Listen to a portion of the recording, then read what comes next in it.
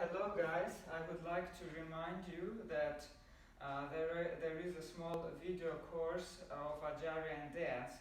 If you want to learn some basics, you can order it. Just write me in Facebook or on email. But now I will give you one small movement from that video course. This movement looks like 1, 2, 3, 4. So what we do? We start with the right leg, but not directly like this. We should make this preparation movement. So, right leg crosses left leg. It's 1, 2, left leg crosses right leg. 3, you fix your right leg and you make a plie on your left. So, it's 1, 2, 3, 4. Then you can repeat it, in fact, if you want. 1, 2, 3, 4. 1, 2, 3, 4. Hands.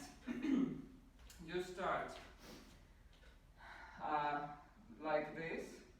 Be careful, you fix your hand this way, so it's 1, 2. Then you put your left hand here and fix your right hand to the direction of your right leg, because right leg is fixed. So it's 1, 2, 3, 4. Also add the movement with your shoulder. 1, 2, 3, 4. 1, 2, 3, 4.